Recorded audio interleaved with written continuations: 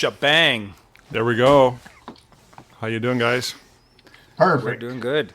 Good to hear. Good to hear. So here we are live streaming with our weekly NoBS PhotoBuzz, and we're going to get started soon with our special guest, Joeseph Leduc.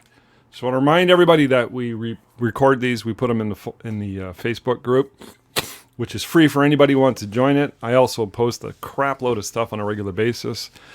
And so, you know, if you want to rewatch this or any of the other previous replays. How many we got now, John? Over 30, I believe. Yep, I think it is now. We 32, weren't 33. sure before, so.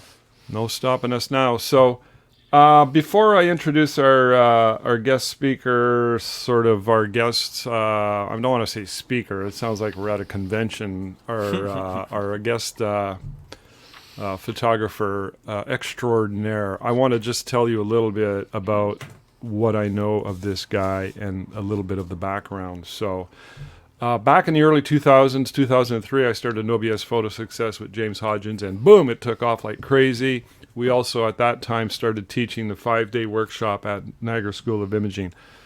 Joeseph used to show up constantly at those 5-day workshops, and I believe any other, sometimes, you know, we'd show up at a 1-day or a 4-hour and what have you, and Joe was one of the regulars. One thing I noticed about Joe, is it okay if I call you Joe, or is Joeseph the official? Just call me Joe or Joseph. It doesn't matter. All right, cool. But Joe was one of these photographers who I noticed early on in the game. He had a natural, I don't know if it's natural. I don't want to say that because it sounds like it just came to him. He was born with the genetics to have good photographic skills. I'm not sure that that's the case. I don't know if anybody has that going for them. I think that it's largely a combination of a predisposition to being able to see light, composition, images, emotions, and what have you with practice and experience. So, and I've been following Joe for many, many years on Facebook. Now, Joe, I never told you this, but when you post your images, you're doing a lot of stuff. It's a lot of creative stuff. So that's kind of the gist and where I want to go with a lot of our conversation today. Because I don't think you run a full-time photography business, correct? Yes, I'm retired. Yeah. So, and I want to ask you in a minute what you did most of your life, because I think it's really cool. And it might apply to why you're so damn good now. It's got something to do with guns. Anyways, we'll get to that in a second. But yeah, so I've noticed that, and I want everybody to sort of get that main lesson. Look at what Joe's doing, how he sees things. There's something that's potential that's not there.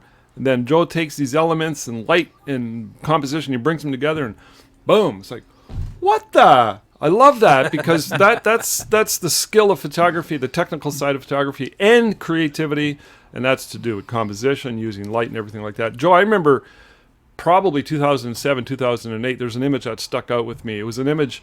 I think it was a lady and her child, or 2 kids. I'm not sure. You put a white blanket in your back porch, and you did the most spectacular high-key images. I'm like, how the hell did he do that? How does he see this stuff? So we're going to go through some of the images that I've collected from your Facebook posts over the years. I put a bunch in a folder, and we can go through those in a bit. And I also want to mention, too, that I've taught 101 photography at the local library for many, many years now. And I started collecting your images to show my students, look at how amazing this guy is. I'm going to put you in a special category of, I don't know anyone else that's doing what you're doing. So I can see his head exploding right now. Yeah. I know. I'm having a hard time starting to throb. So, but I know you're a modest guy, and you're very generous with your time and your willingness to help other photographers. I know you do a lot of work in your local community with the local photography associations and what have you. But before we get into that, I want you to give us a quick summary of what your life has been up till now. I know you're retired now. Can you give us like 1 or 2 minutes, just kind of give us a summary, then we'll get into some of the nitty-gritty photography stuff? Well, like everybody, I started young. I started when I started high school. They had a dark room and nobody knew how to use it. So I got my dad to send over a young corporal. This was in a military base, who gave us a bunch of free chemistries and bulk load 400 ISO Tri-X. and showed us how to develop it. And that first image that showed up in the tray was, like magic. And, I was on the yearbook committee, and I got to photograph the cheerleaders, get out of school to photograph all the teams and participate in everything. And, I got my senior letter in grade 9. So from there on, I went to college and took some photography, but we didn't have the money to go to a good college. But I was in the military reserve concurrently, along with working for a company called Quebecor. It was photogravers and electrotypers when I started. And then Quebecor purchased it. And we did Sears catalog, Canadian Tire, Toys R Us, IKEA. We did a whole pile of catalogs. We had, 400,000 square feet of commercial space where we had fashion studios, we had merchandise studios, room set studios. We had about 24 commercial photographers. And in with that, you've got, all the artisans and stylists and food stylists, clothing stylists, figure stylists, carpenters. So it was a wonderful environment. It was just full of creative people and a fun. I never went to work. I went to play. It was an exciting place to be. And of course, as things went on, the catalog got more important and bigger. And then it became, after 9/11, everything fell flat and died. Okay. So a lot of us were let go early because, the whole thing had changed and the studio downsized. But concurrently with that, I was in the military reserves. And I started out, obviously, as a private and worked my way to Chief Warrant Officer, RSM, which is the miserable guy with the stick and goes around beating everybody and hollering and screaming all the time and learns how to do nothing but, growl. Yeah. So, and then I became an officer because I was too young to retire. I was the youngest Chief Warrant Officer at the time in the Canadian Forces. So they had to do something with me and either retire me or promote me. So I went to captain school and, I was mostly attached to public affairs because of my photography skills. Right. And also the National Rifle Team or the Ontario Rifle Team. Right. So I did a lot of different things in my life. And concurrently, I had 2 kids, got married, of course, had 2 kids, and was also running a part-time business on the side, doing wedding photography, event photography, and a lot of other types of photography. So my life, all my 3 careers sort of focused on honing my skills as a photographer. And, I made every mistake in the book. And the best way to learn is to make a mistake. So, oh my God, you idiot, and I didn't have any aha moments in the last number of years. And, I started out with a very low success rate, like most photographers, learning exposure, exposure triangle and photography. But I say I'm at a very high success rate right now. I don't waste too many pixels anymore. I just make sure that they create wonderful, successful images because my life is getting shorter and I don't have time to play. Plus, better, obviously. I know better, exactly. I know what I'm looking at. And, it's like, you look at a flower and you say, why would I take a picture of the flower anymore? Right. If I do it differently and make it more creative, then it's well worth my effort to do that. And to me, there's nothing that I walk by that doesn't excite me.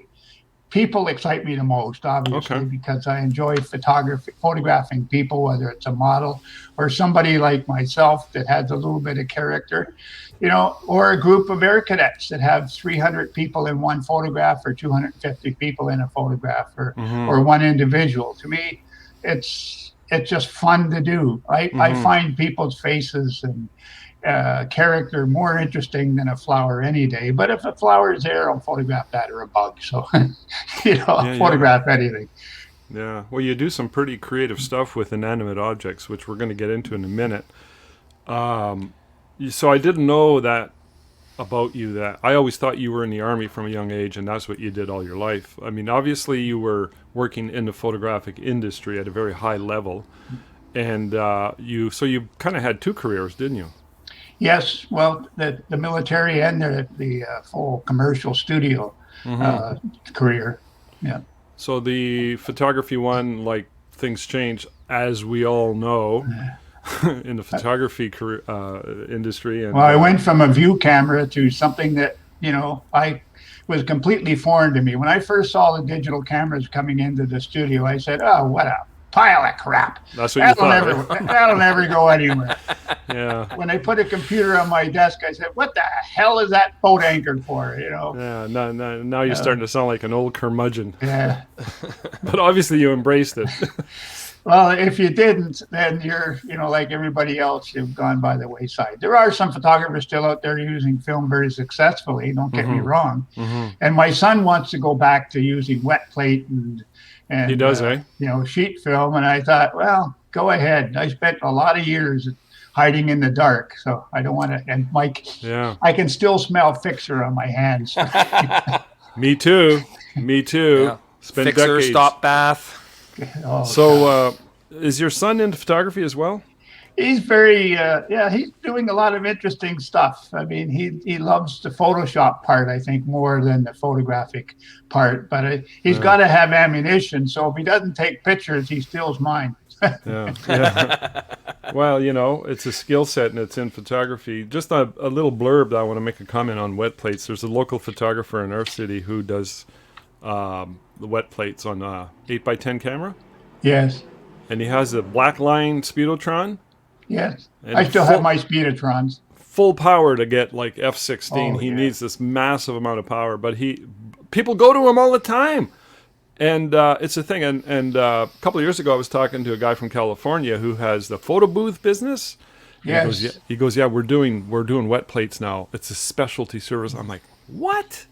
Yeah. People are buying this stuff. There's a market for it. So with the kids, the millennials love. How do you do stuff. a photo booth that's point of purchase and display? I don't know.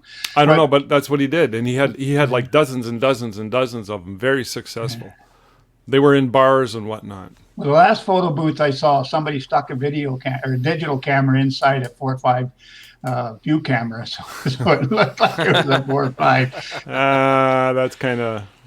Yeah, well, whatever works, eh? So, I have a place here that wants me to do that. They actually have like an old Pioneer 1800s Pembroke area here, Petawawa, and they want me to go and do old-fashioned photos with people all dressed up in the old-fashioned thing. Yeah. And we're actually going to make one of those big box cameras with the legs and everything that's empty, and then my camera would slide inside with a little tripod mount and have the lens coming out the end of it and have the little sheet go over my head and make it look like I was like from the photographer from that era. People love vintage, so yeah. I spent a lot of time in Petawawa marching up and down that parade square there. Oh, so. I can imagine. No doubt. So, so you're still very active in photography, although you're doing it mostly, it seems, from your own passion. And I don't know if you're still involved with the local. You had a group in your area that met on a regular basis. Let's talk about that in a minute. And your judging. Well, actually, let's talk about that right now before we show some of your images. Can we do that? Sure. Can you update us on what's going on in your area? You're, I believe you're down by the Barrie. No.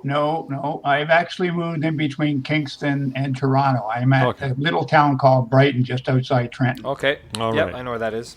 Yeah. Nice. So, yeah, it's gorgeous area. Yeah.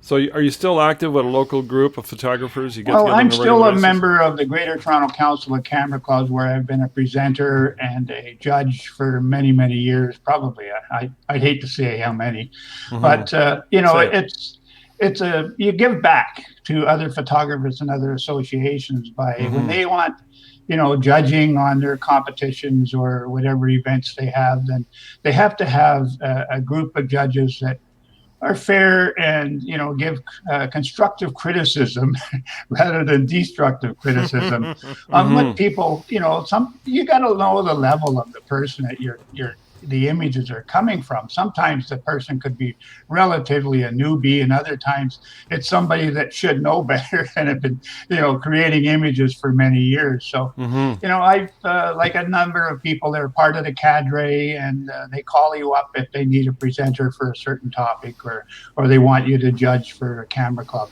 I think there used to be 37 camera clubs in the Greater Toronto area. Wow. Now I'm a life member of the Richmond Hill Camera Club. I ran all their workshops. I would get in Zoo and put up 8 shooting stations. They bring in 30 critters, and it'd all be with different radios, different flash. So it was kind of a challenging thing, but it was very rewarding. No So doubt. anyway, I'm also here locally with the Wellington Camera Club, which is a wonderful group of talented photographers. And, I'm the president of the Brighton Camera Club, which, of course, because of COVID, all of this stuff has gone by the wayside and is sort of on hold. But I've been doing a lot of Zoom presentations to camera clubs all over the place, everywhere from London to Nice. Midland and Barrie and Owen Sound and others. Wow, you're pretty So active. the Zoom has been the way to keep creative for me. Yeah. So it's connected to your people and. Who knew Zoom before COVID? Well, I use it a lot, so I kind of knew, and I should have bought shares before COVID. Yeah. So you were talking earlier before we went live, and something about judging, and the best way to learn is by making mistakes. No, something you were talking about judging. Well, earlier. judging's hard. I find judging extremely hard because you get these images that are flashed in front of you for about 5 seconds or so, and you have to come up with some kind of comment and some kind of score to be fair to the maker. But the most important thing isn't the score; it's the comments. Right. Listen to the comments that a judge is giving. Hopefully, the judge has been around for a long length of time. They know, some of the best ways to make your picture sing and be a little bit more presentable and understood by the viewer. Sometimes somebody will come up with an idea and it's all in their head, and they say, "Well, here's the story." Now, if they have to explain the image, I think they've lost the story. And the most important thing I can tell any photographer is keep it simple. The old army saying is keep it simple, stupid, and time spent planning is never wasted is another saying that, I live by. And, to make the image as simple as possible so the viewer has got nowhere to look but exactly where you want them to look. And the story is obvious. It's a bird in the tree, but where's the bird? I see the tree. But no, I don't see the tree because the bird is in the way. So, a lot of times being constructive is exactly that. Trying to mentor somebody in a few minutes of how to improve their image, whether it's cropping or other techniques. It's not about Photoshop. Photoshop will never make an image perfect. Having a great image to start with and using Photoshop to enhance that and to improve how the image is presented that's what Photoshop is made for. It's not there to try and fix an image. If the image needs fixing, it's already broken. Yeah. There's another writer downer. I've already got 3 quotes by you. If they have to explain the image, they lost the story. And Photoshop will never make an image perfect. What was the last one you just said? I'm 70 something, Never mind. It was like use Photoshop to enhance the image, not to fix it. Because if you have to fix it, then it's already broken. That's it. Because I tell my students that all the time. I teach photography 101 out of my studio, and I used to do it here at the Algonquin College here in the continuing education. And that was one thing I trying to teach them is get to know the exposure triangle, learn what they do, what each aspect is, and what they do, and get it right in the camera for 2 reasons. One, like you said, if you have to use Photoshop to fix it, that means you did something wrong to begin with. And 2, as a professional photographer, I don't make money sitting on a computer editing. I make money when I'm out there shooting. And if I have to do only 2 shoots a week because I'm spending the rest of the week editing my photos, I'm doing something wrong and I'm not going to make lots of money. I'd rather have less to do on the computer so I can do 5 or 6 or 7 shoots a week instead. Do you know Bud Watson at all? I remember that name. Bud Watson was from the Midland area, a professional photographer. He used to go around with a 5x7 all through Muskoka and that. He did the big images, right? Huge images. It was because of him that Kodak actually started making bigger processors and bigger paper. Right. And he was my first teacher in Georgian College, and just a wonderful mentor. And to him, he's using a 5x7 view camera, and if the picture wasn't perfect in the camera, the exposure, composition, and what he wanted to be there, then he would either move the camera closer or farther away, because back then you didn't have these beautiful long 600 millimeter zoom lenses. You had one focal length and it was your legs. That's right. I love it. You got away with words, Joe. Your legs. That's so true. So All right, let's get into some of the images so we can talk about, what you were thinking and what your thought process is. I'm going to show the screen, but also John's going to put your, you have a website over at viewbug.com, and you post a lot of images there. So if you guys are interested, but these are some of the images that I want to sort of talk about, and we can go through some of the technical stuff and or creative stuff and whatnot. There's the link right there for you. John, that's not a dash between Leduc and Joeseph Leduc. It's a dot. Joeseph Leduc, and that's one word. Dot. Yeah. .viewbug.com. That's right. The Joeseph Leduc is just your name at the beginning there, and then the dash just shows what the website is. Can you guys see the screen? I can now. I had to bring it in for you. Yep. That's like a Pyrex baking sheet, right? Yep. Perfect. Right. Yeah. So I want to show you guys what Joe's doing here. This is, I believe this is going back from a couple of years ago because I remember collecting this back then. I'm not sure. Yeah, okay. Here's your setup, and here's your final image. Now I'm going to show some other images where you did a similar setup, and you can see different... by the way, this in one sense defies what you said earlier.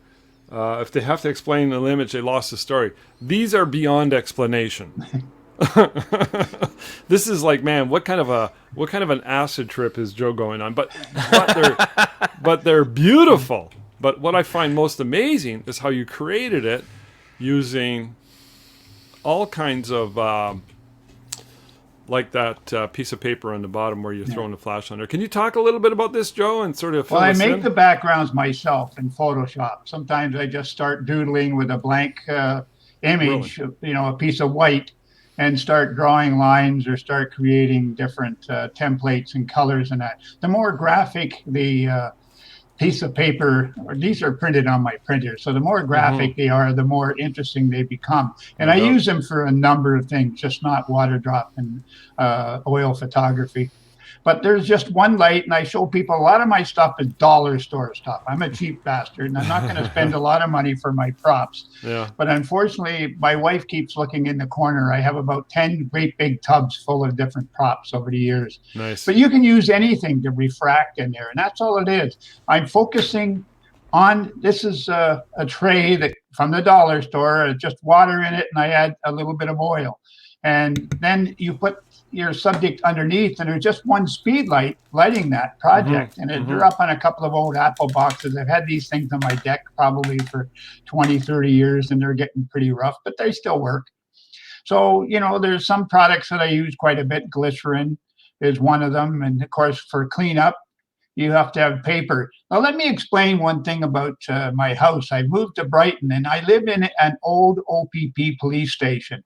I still have a jail cell in my house with the old bed, and I made it into my coffee bar room, and some people actually stay in there. When I get camera clubs over to have different workshops, I'll lock them all up in the jail with orange shirts on and take pictures of them. So, but the basement's unfinished, so I have, and I want to leave it that way for a while, because it doesn't matter what I drop on the floor, it's not going to damage a rug or get me in trouble. So it's just cleaning it up, the mess. But again, it's just simple props. So you don't focus on the chart or the leaf or whatever it is that's your product underneath it. You focused on the drops of oil in the water that are floating around. And every now and then I just take a spoon or something. Don't use your finger, because when you go, especially your trigger finger, because your release will get kind of oily. So anyway, I just use something to stir it around and look for a new creative composition. That's cool. I didn't know you made those background sheets in Photoshop. Yeah, in Photoshop. Yeah. I would have never thought of that. So well, you can use anything. You can use a picture of the world and just use that, or you could put your name down there and just have Joeseph Leduc in every little water drop. Yeah. So.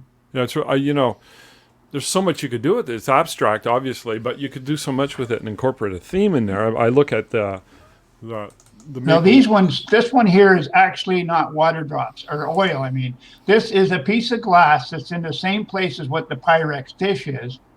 But on that piece of glass, I put drops of water, and that's actually just the drops. And it refracts the leaf that's underneath it. Cool. Geez, you got about 10 windows here. Yeah, I don't know what's going on. I don't know what's going on. It was probably what you were sharing. I thought it was my eyes going on me again. It's that acid. If you go into share your window or the entire screen, you're going to get that. You have to do the Chrome tab in order to get it to work. Oh, yeah. Well, this here, you can see this screen now. It's the original one. You can now. I put it That's up. it. Yeah. So the other one, I just actually put a sheet of glass between the two of them. I clean the glass with Rain-X, which creates a barrier. And then when you put a drop of water, it doesn't just smudge all over the place. It stays as a single drop. Right. So you're using water droplets, not glycerin, or both? Well, sometimes I'll add a little bit of glycerin. It depends if, most time the water droplet will stay there, but the glycerin adds more tension and it won't evaporate. So, I could put a drop there tonight and it will still be there tomorrow because with the glycerin is an oil and adds more tension to the drop and it keeps it more consistent. Yeah. So glycerin harkens back to your commercial photography days. No doubt. Yeah. I use it for a ton of stuff. For when I blow bubbles for things, and when I'm outside doing ice bubbles, for a great many things, actually, glycerin comes in handy.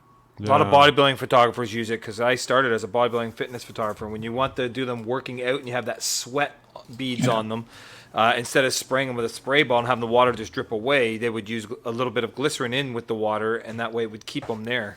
Well, even if you're photographing a beer bottle, you wanted to make it look like it's frosty, just put a little bit of glycerin in with a spritzer with water, and it will put, nice frost all over it. Stay there. Nice beads on it and stay there. Yeah. Because it's That's sticky. good to know. So tell us quickly, before we get into other images, what your camera setup is and what that lens is, if you don't mind, Joe. Well, that's an old 90 millimeter Tamron. I've never been one to care if it's a Nikon or a Tamron or whatever. This one is an amazing lens. I've always enjoyed it. It's a great portrait lens. I use it a lot for portraits.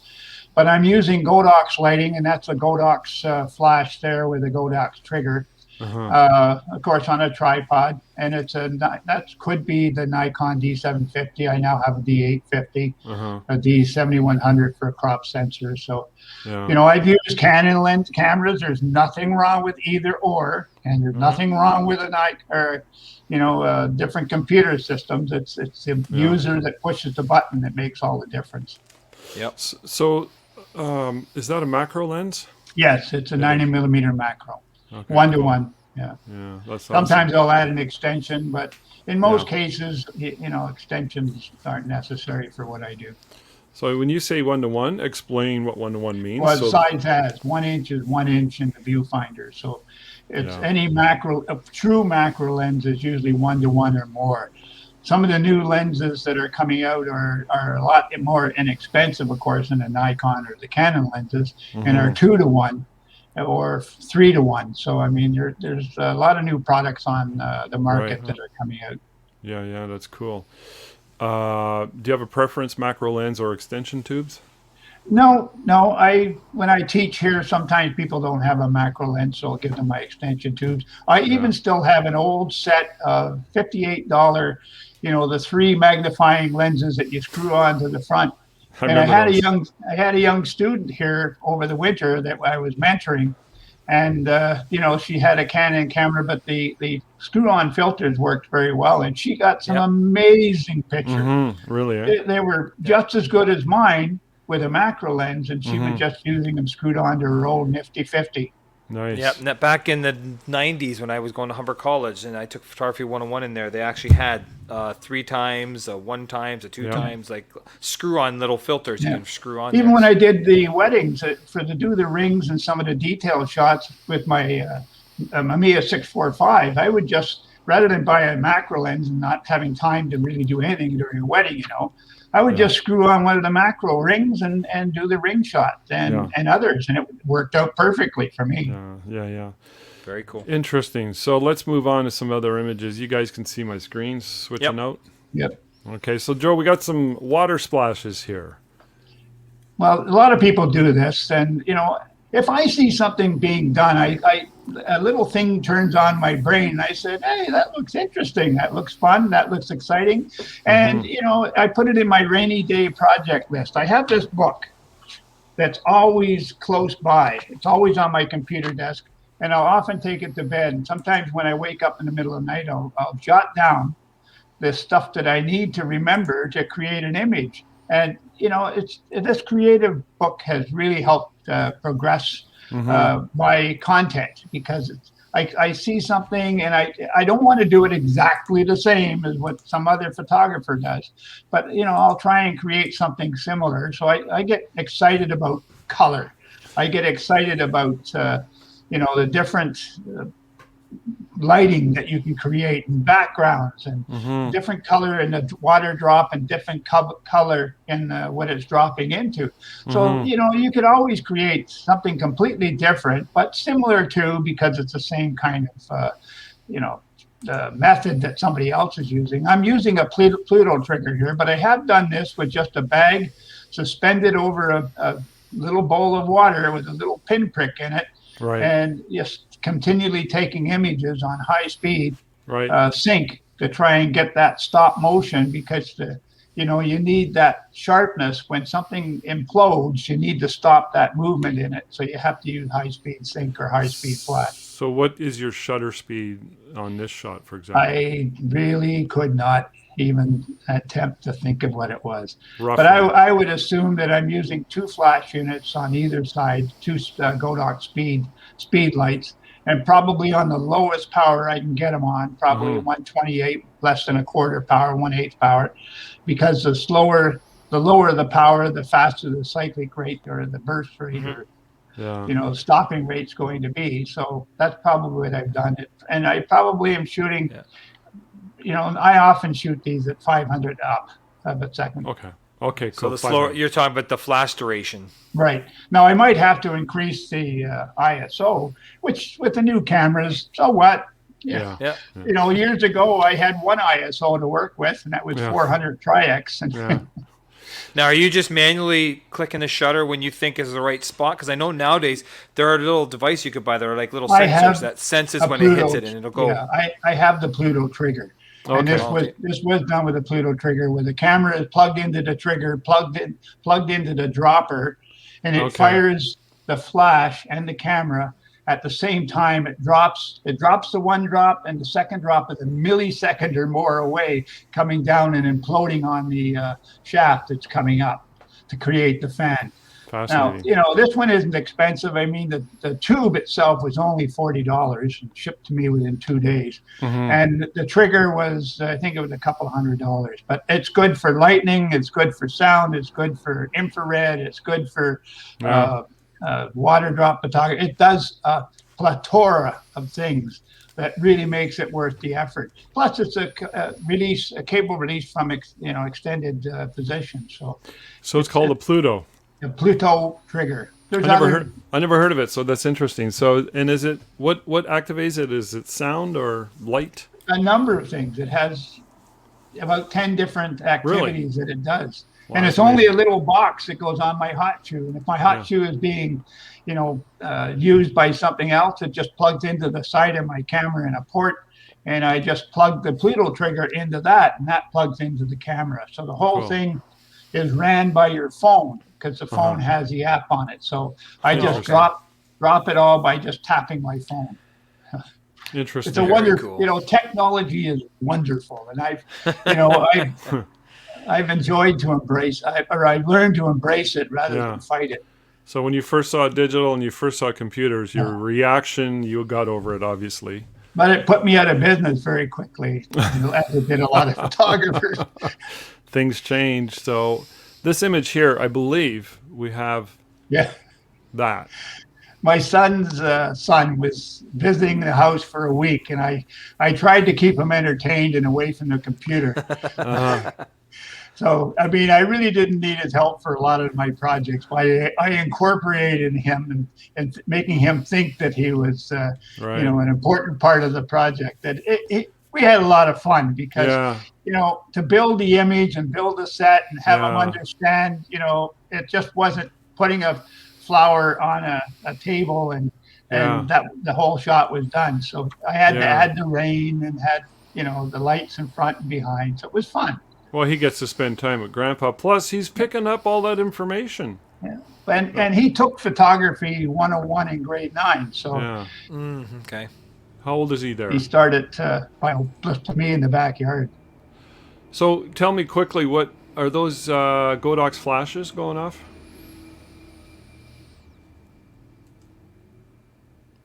Did we lose him?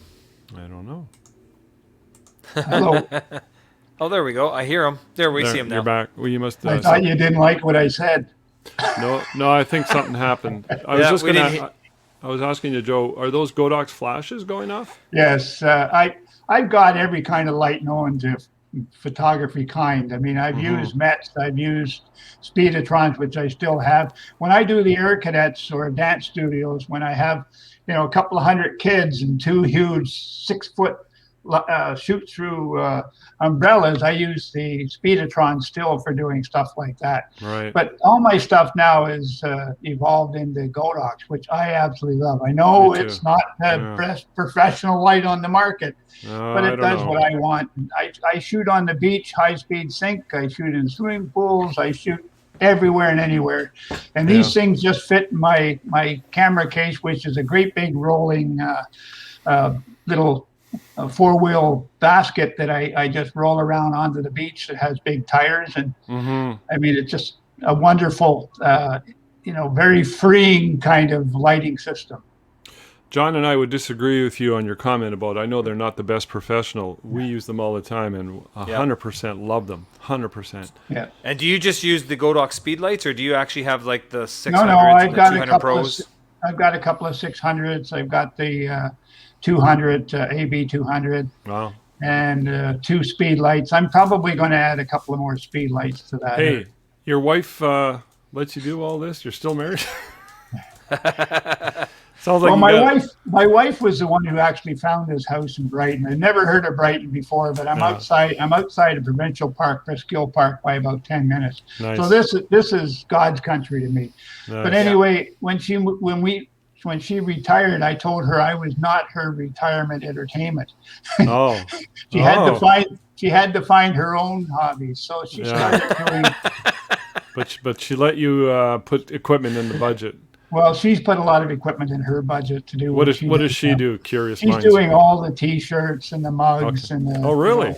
The big flasks and all. I mean, she's doing some really creative stuff. She's used my face on a few things. Here's my mat. I don't know if you can see that. Hold on, I got to stop sharing. That's your mouse pad? That's my mouse pad. So your wife has a little online business going on?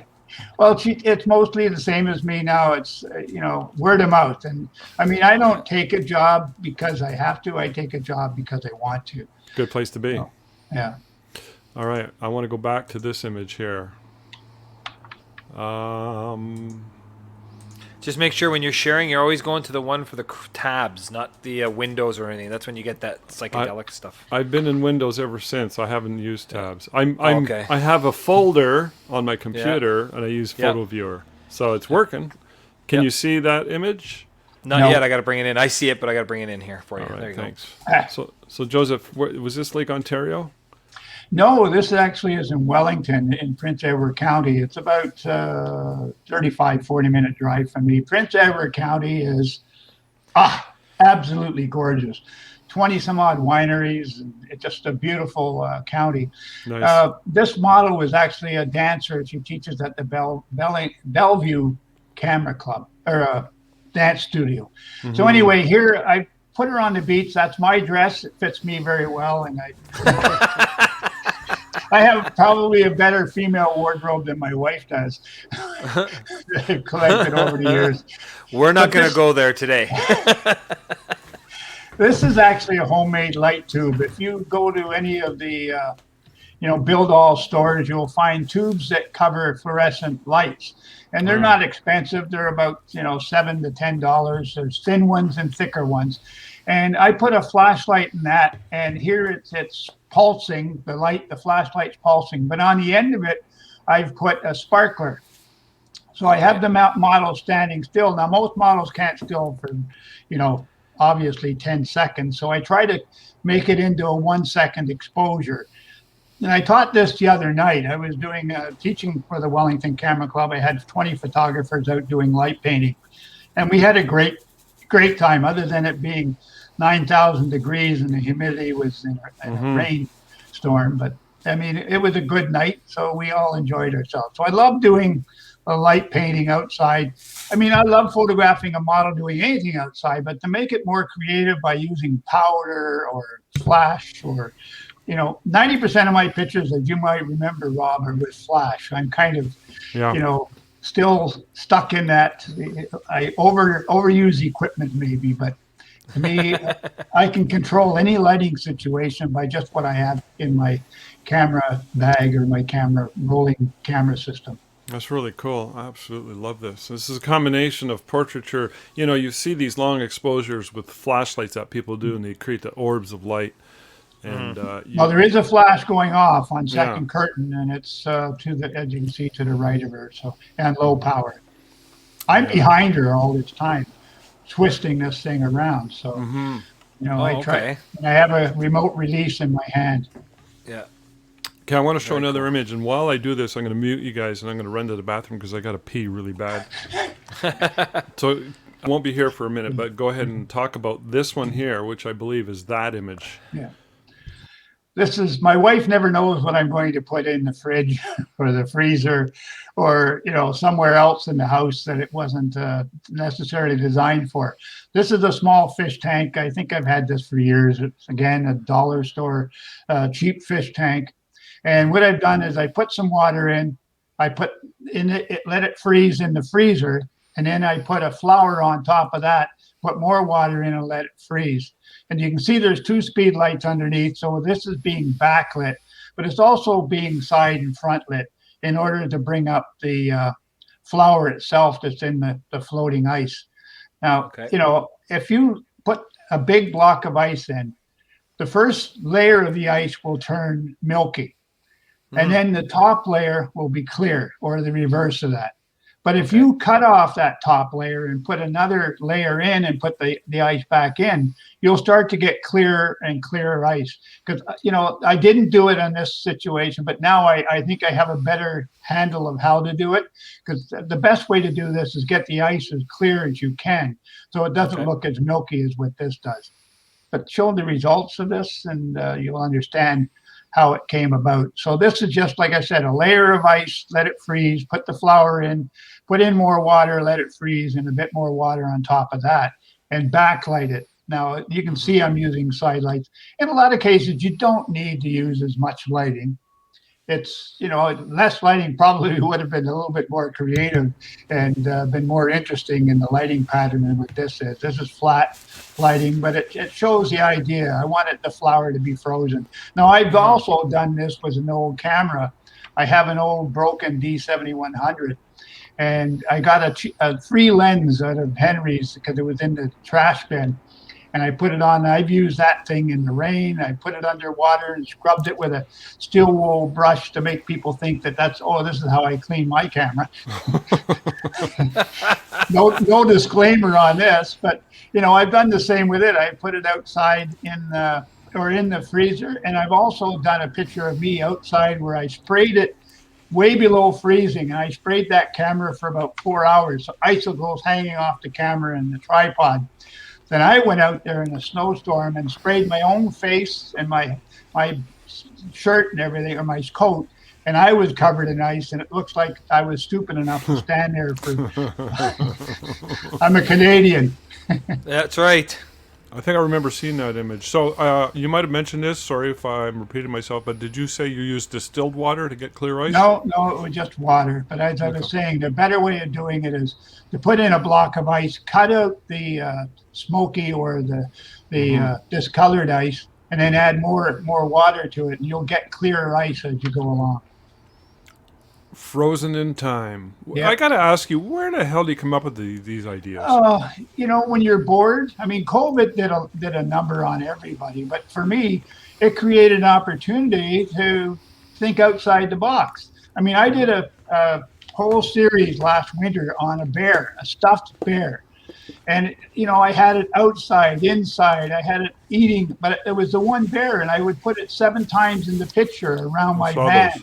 I put it, eating spaghetti with the other bear on the other side. I mean, I did so much with that bear until finally I was recognized by CTV TV, and I was interviewed. I think I had about a 3-minute interview on national TV about my Care Bear project, because what happened, Brighton started asking people to put bears in their window to entertain kids that were going around, walking around with their families, and just, count how many bears were in the neighborhood, kind of thing. And I thought, well, I didn't have a bear at the time. So I was in the dollar store or the Salvation Army, and I saw this sick, stupid, huge bear sitting in the corner, slumped over. And I thought that'd be perfect for kid photography. The young boy holding the bear's hand, fishing with the bear, doing all kinds of things. But then it grew into this project where I'm actually going to probably finish it off this winter and make a book out of it. Well, that's really cool. Very just cool. the little impulse and the way you went. This here, the glasses, that's the same paper I believe you had in the background on your water droplets? The same paper, and I just put it on a mirror in this case.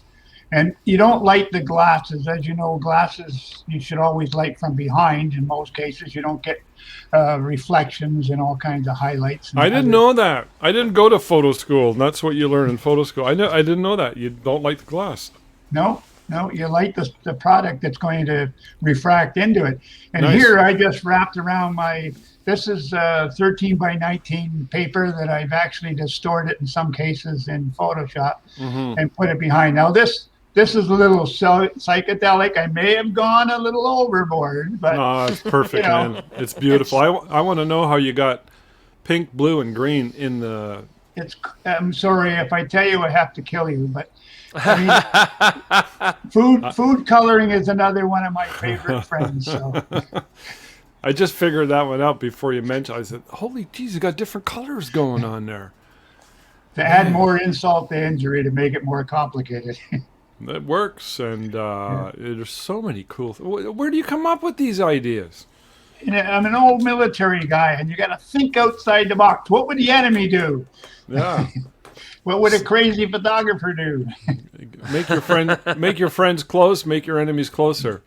One There thing it I is. noticed too on a lot of your shots like that is you don't use just a clear white surface with like a sheet of plexi or something. You use black usually because I find it reflects the colors better. Oh, it does a great job. The last number of images I've done with refracted light and just different types of glass, everything in the picture has all been backlit through diffusion material.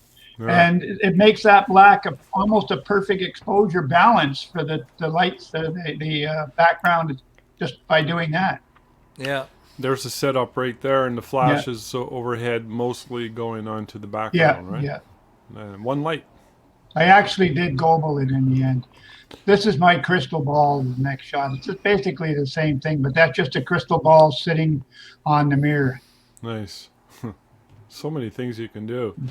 There's very simple, but you gotta love the colors. I mean, really, if anybody had a business, a restaurant, a brewery, a winery, and they wanted to have some outstandingly visual images I like the fact that you got pinkish hues and blues. So you got the opposite on the color wheel, which creates a tension, but it's so beautiful. Tell us about this image. I have an old smoke machine that I use and incorporate often because I love the smoke. It adds another dimension, another depth, another interesting element.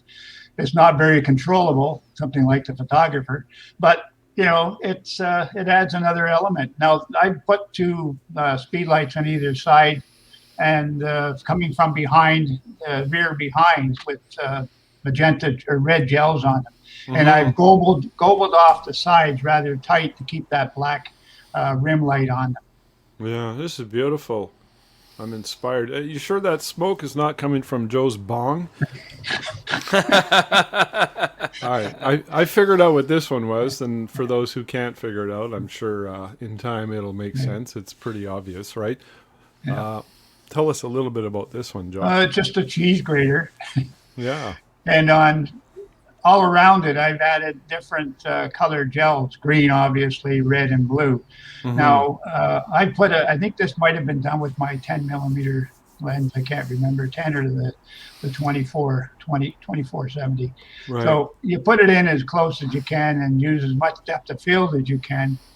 And basically, I did copy, mind you, the top to the bottom, because you got those great big cutting blades on the one end of it. So that looked kind of not out of place. So I just copied the one side and put it on the bottom. Oh, okay. Now I twisted this later in Photoshop. Okay. And put a swirl to it, and it became much more graphic with the swirl added to it. Okay. Yeah. So this has been worked on a little bit. Yeah. Well, not this one physically, not very much. Yeah. The other one, the end result was a swirl, and that's where it was really, to me, more exciting because it added a different dimension. I don't know if I have that one here. It doesn't matter. So what about this one here? I mean, that's the one I was talking to you, I think, before, where you did the video. Yeah, and this is, like I said, it's all lit from behind, and it's on black slate. And I just look for I have a number of different old glasses in that. Now, this one isn't the one that I like the most, because that one side is a little bit out of composition. I should have just nudged it over a slight amount to keep the same spacing on everything. But I wanted an element of a focal point and a different element to draw your eyes in. So that's my crystal ball in some kind of dessert glass, and in two glasses upside down holding water. I don't know how I did that, but it's amazing. Glasses work either way. And this is all lit from behind. It's just a piece of tracing paper with 3 lights behind it with a green, red, and a blue gel on it. So nothing's lit from in front. And I've put because I'm shooting in a basement, sometimes you'll get reflections of the woodwork above or the walls or whatever. I'll put black card on either side and put a black card over top of it, so all the light is coming from behind. Unbelievable. And if I'm not mistaken, you had some paper on both sides, like one was yellow and one was red or something like that. Yeah, often not for this one, but for a lot of them I do. Okay. Because again, it's about lighting should be exciting. I mean, if this was just a flat light, it would just be boring as hell, right? Yeah. And if this was just clear water in glasses, again, it would be boring as hell. But look at the refractions. The color is always on the opposite side. So it becomes, how did you do that? And how did you put those glasses upside down with water?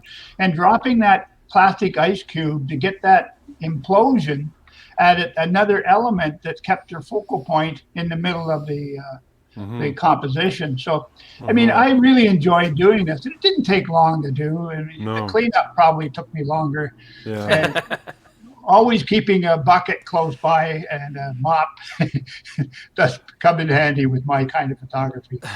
I have to, I'm going to take a shot at this, how you flip those glasses upside down. Did you have paper on top of the glass with water? You flip it upside down, you put it on the slate, and then you pull the paper out?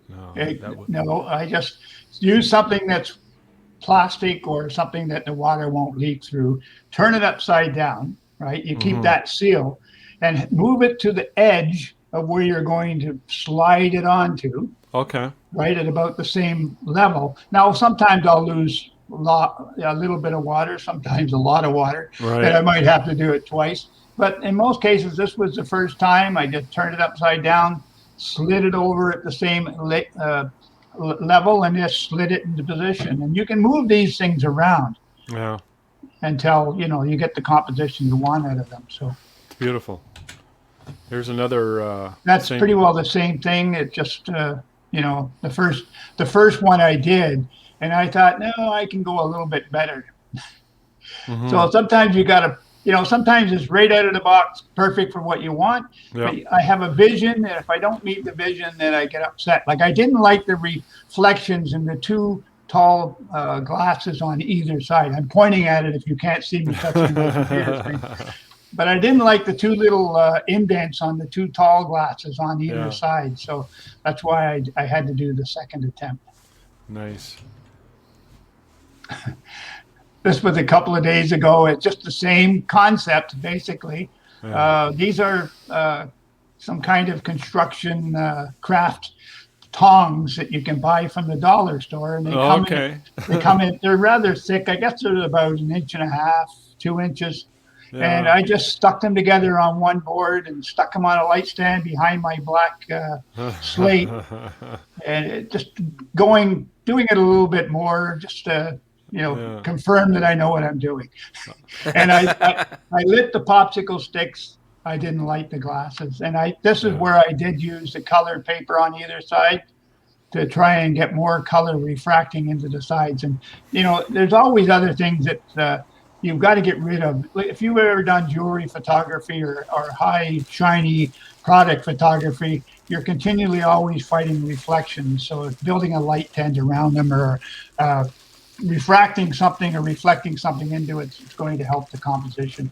You had pink sheets on the other side? Pink? I think one was pink and one might have been orange. This is my daughter at the light painting I was teaching in Wellington about a week and a half ago, I guess. And my daughter has been my model since she was born, and she's rather tired of me pointing a camera at her, and she runs like hell every time I ask her. I've frozen her, I've burnt her, I've pinched her, I've done some horrible things as a father, but I've got some great pictures out of it, don't get me wrong.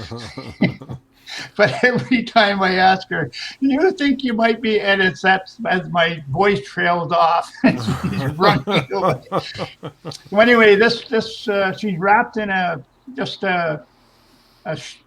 piece of material, and she's wearing my white corset that I own, and she's got a flower headpiece on, and this is my white tube behind her with sparkler. And I'm running crazy behind her, making all these weird signs, and I can't see what I'm doing from in front. Now, there were 20 photographers. Now, I kept my camera off to the side. I preset it, the exposure and the timing, and her husband is just using my cable release to push the button. Because I tell the people, okay, this is going to be a 3-second or a 4-second exposure. The model, I want you to be ready when I say 1, 2, 3, take a pose still. And then on 4, go. And then I go, I move the wand, and then I say stop. So go, stop, go, stop.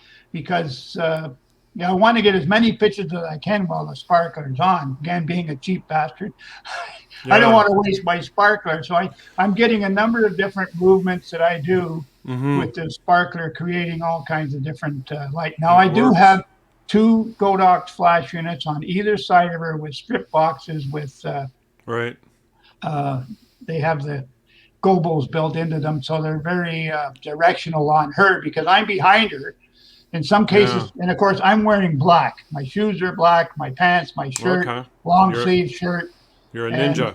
I'm a ninja. I mean, I'm an old army guy, right? I was a sniper that crawled around in the mud, so you can't see me unless I smile. So it opened my eyes. So anyway, you're moving slightly. Obviously, you're not standing still. So you pretty well blend into a dark background. Now, I've added in Topaz one of their elements here in expression. So this is okay. So I just want to get a little technical for clarity's sake. When you're saying 1, 2, 3, go, he's manually opening up the shutter, and when you're not presetting like 5 seconds, he's closing it when you're done. Okay. I like to control it by put it on bulb and just push the button, right? Because it's more controllable. But I'll tell a lot of photographers that, I had 20 photographers, some with a fairly good skill level, some not so much. And I had a big work light with me, this 5,000, 10,000 watt work light. So I would shine it on her, get them to focus 10 minutes later. and then I would tell them, okay, fine. If you can't use your bulb, then just use your 3-second timer or your 4-second timer. And I tried to keep all the movements I was doing under that, because the model can't hold still for very long. So the longer I do it, the more probably movement you're going to have. But the saving face is at the end on the second curtain, the flash goes off. Right. And the flash, of course, is firing at, probably 10,000th of a second. So they're going to give you a sharp image at that moment when the flash goes off. So So what aperture are you on here, and what is your ISO? Probably f8 at 200. Oh, nice and low. So I want to get John to go take a quick Google search or Amazon search, John, for is it the Godox 200s strip lights? You said. Probably. I just got them because I do a lot of stuff with strip lights, and they were only $63 each. And are they for the 200s or for the 600 BM or whatever, the 600 Godox? Do you remember? They're for any Godox, aren't they? Well, no, they're different. Oh, it's probably got a Bowens mount. He's probably saying they're a Bowens mount, so they'll fit on any of them. Yeah, it fits on. Right. I use my speed lights in it. That's what I used here. So he's just using a softbox. When he says strip light, he's just using a strip softbox, is what he's saying. Strip softbox. All right. Sorry. Yeah. It wasn't a new fandangled Godox. So I'll let you ask, how the heck did I defy gravity here? That's my question. And I have no answer for you. You have to kill us. This is just good old crazy glue. That's it, eh? I laid them down on a piece of foam core, and I just you put crazy glue on the one side, and there's a new product that's called an activator. So the activator makes the crazy glue accelerate it to about a maximum of 3 seconds.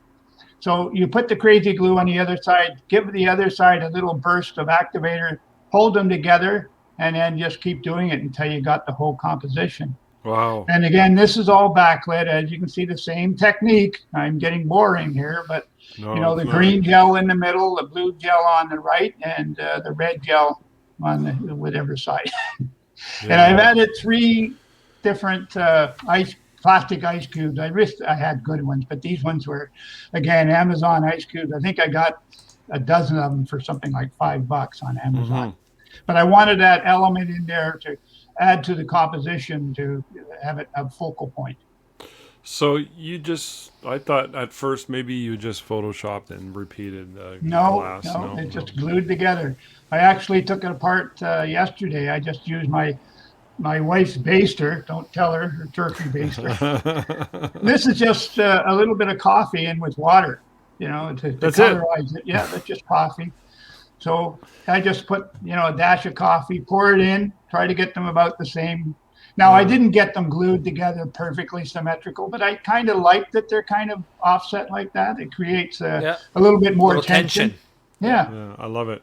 And it defies gravity. And and it's all about composition and adding elements of focal points and, just not having a static image that doesn't say anything, that doesn't have a focal point. It just becomes boring. Yeah, that's the ones I purchased, but it wasn't $109. I think the ones I got were about $63, and they were on Amazon or one of them. Yeah, this is from Strobe Pro in Calgary. There. Can you click that image there, Johnny? There. Yeah, that's it. Yeah. Does it come with the grids? Yes. Yes. Louvers and. And that's what I used outside, just with my 2. Speed lights. I didn't take my good lights with me. See, no, that box clamps onto the 600. But, But for the 200, you need a special adapter. So. Well, you'd need the adapter. Mine came with the adapter, actually. Yeah. It's called an S-clamp, I think it's called. Yeah, and I used the S-clamp on my AD200, on my speed lights, and I just put it on in the rings inside the 600s. Do you buy your stuff just from Amazon, Joe? I mean, I'm way far away from everything here. You're in the middle of nowhere. I still sometimes will go to Henry's in Newmarket because one of my big buddies is there. And I bought a lot of this stuff when I was a partner with my friend from Henry's, and I had that studio in Newmarket, the Loft Studio. And, I had 5 partners with that studio, and it worked out very well for us. The same as you mentioned before, I used to run help run a model shoot that we did in Richmond Hill every month. And we would get go-see models. We would get modeling agencies buy into it. We would get 30 to 35 models once a month. Really? We went to the makeup school, and we said to the teacher, we'll give them experience. We'll give them a write-up of how they performed, and we'll give you a critique and all that stuff. And they'll get images for their portfolio. So. And the photographers, again, we're all photographers, some with a lot of talent, some learning and up and coming. Yep. And quite a those few photographers became professional later on in their careers because of the knowledge they got from this shoot. We shot in an old church. We'd set up 6 studios in the church. Wow. But we were part of a huge park system, so we often shot outside, inside. A lot of the friends that we had high-end cars, high-end motorcycles. I mean, we had a great time. For many, many years, we ran this. Yeah. And it was a challenge. But again, I got to play with any kind of lighting scenario, backgrounds. You know, talented models. Some were cosplayers, some were professional weightlifters. I mean, we had everything you can think of. Martial artists, belly dancers. It was fun. Sounds that way. You going to bring that back, or do you miss those days? I can't hear. There we had the transit system where we had models from all over that could come to it. We're here, I mean, I am an hour and a half away from anything. I've been trying to get models here, and it's been very difficult. What's the name of the town you're in now? I'm in a town called Brighton, Ontario. Just outside of Trenton there. Yeah, it's absolutely gorgeous. Just outside of Presqu'île Provincial Park. Yeah, I'm going. My uncle was stationed in Trenton when he was younger in the Air Force, and when I was an Air Cadet, where they used to go. Yep, he was a mechanic in the Air Force. Yeah. Okay, and he was stationed in Trenton, and his son would work in Brighton at the McDonald's there, I think it was. Yeah, we have a McDonald's and a Tim Hortons. Woohoo! Big time. All right, Joe, we're going to let you go now. I really, really, really appreciate it. This has been very exhilarating and exciting for a wedding portrait photographer like myself, who I always get stuff when I listen to guys like you. And I want to know how you do what you do and sort of be inspired by and learn some of the techniques. I can apply them.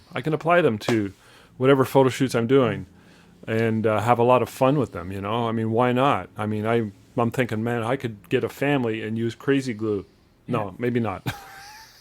Well, like you just said, why not? You know, it's what if? I often ask, what if? You know, what if I did this, and how would I do it? So, you know, photography is problem solving. Everything is a problem. I mean, I used to go, and when I did weddings, I would go to the church the day before. I would go to the reception hall. What a waste of my time, because you get there and nothing was the same.